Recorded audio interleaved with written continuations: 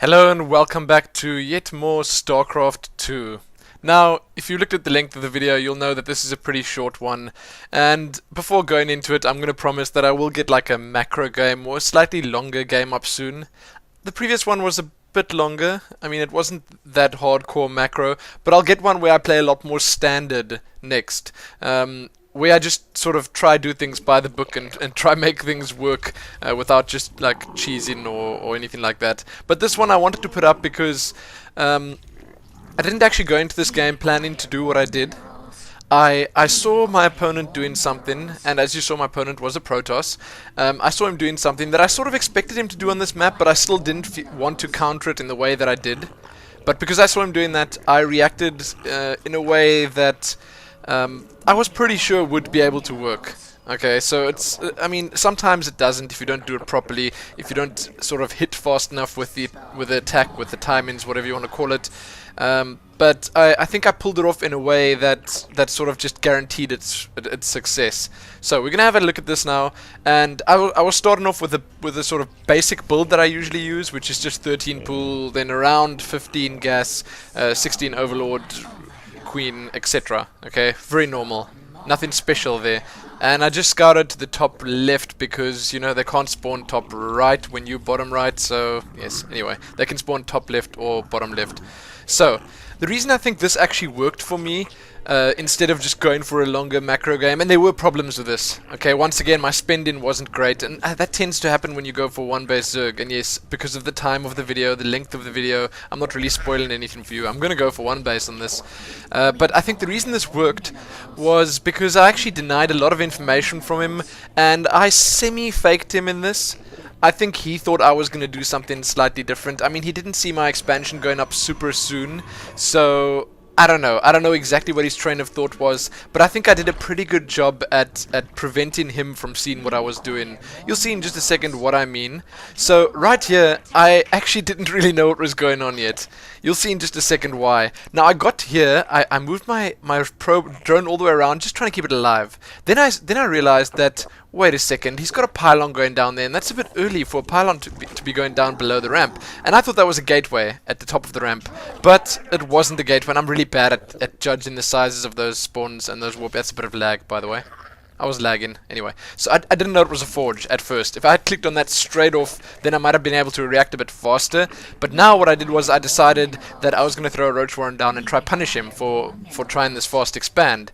Because as you'll see in just a second, he was in fact fast expanding. I was trying to keep my drone alive a little bit there.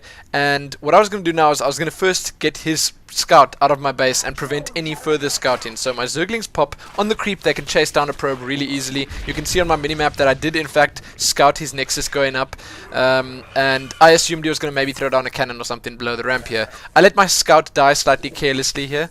I didn't really look what I was doing, and I think I got my roach warren down at the exact right time. He wouldn't have been able to see it with his scouting probe, so he'd have to send another one, and that's really important. If you're on the Protoss' side on this kind of engagement, you want to send another scout out. That first little bit of scouting information could have saved him. If he saw that roach warren going down, he would have thrown down an extra cannon, and he would have been fine. He would have been perfectly safe.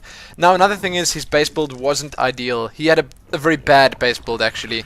You'll see in a second why I say that, but this didn't work out as smoothly as I'd hoped. So I got a lot of gas saved up, I got a few roaches queued up, but it wasn't a 3 roach rush from the start, or anything like that actually. I wasn't planning on going for that, so it didn't come out as smoothly as I'd liked for it to come out, but I don't know, I made it work. The fact that I had this overlord here was also pretty lucky, I think, for if he had fully blocked the ramp off. It's always generally good to have an overlord close to your opponent's base anyway to send in like a little bit in. Or into the game at least. So I saw the scout coming in here, and once again this was incredibly lucky, but at the same time I think it was just a good move by me. It's something that I'll definitely sort of remember for the future. I'll remember to do something like this again. So I put my Zerglings on his scout and I moved my roaches out of the way. Hopefully he didn't see them. I think it's possible that he might have, but if he did, I suppose, I mean, the jig was up. I was on my way there anyway. He didn't have that much time to react. So I had my rally point set all the way over to his base. I was just massing the speedlings now because that's generally what you do, but my minerals were climbing pretty high, and I feel that I should have probably thrown down my expansion here and stopped with the unit production. That's what I could have changed here. Stop making those units and start pumping drones out, because I mean this is sort of an all-in, but it doesn't have to be. You can transition out of it. Sure, he's got his base up and he's actually got a pretty decent saturation already, as you'll see in a second. And here's what I meant by a bad base build. Basically, I used my Zerglings just to pull his units away. Then when I saw the cannon, I thought to myself, well, I'll definitely be able to focus that down with the amount of Zerglings and Roaches I have, so I focused that down, and then I just attack move in here. I microed my Roaches a little bit just to get the damaged ones out of the way, and it worked out well. Basically, he lost a lot of probes here, he lost all his Zealots, and that was it. He couldn't really do anything after that. And the only reason I think this worked is because I don't think he knew that I was going to counter this hard.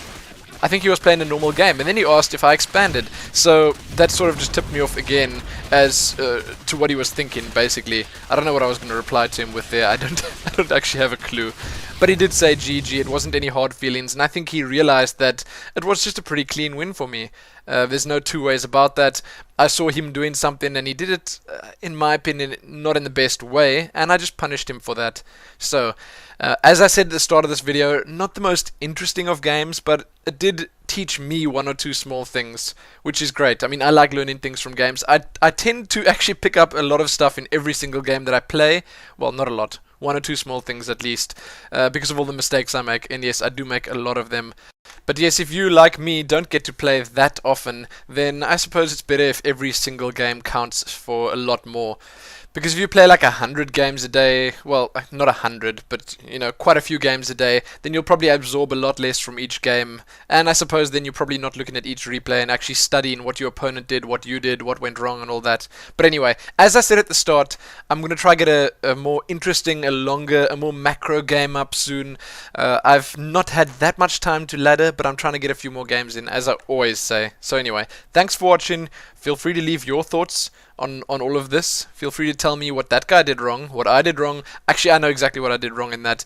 But it's still fun to punish people like that every now and then. I mean, I think I could have done it differently. I could have probably thrown down my natural and then got my third in the time that he just got his natural up, which I think would have worked out quite well as well. Then I would have probably just defended the spine crawlers and played the game a bit differently, I guess.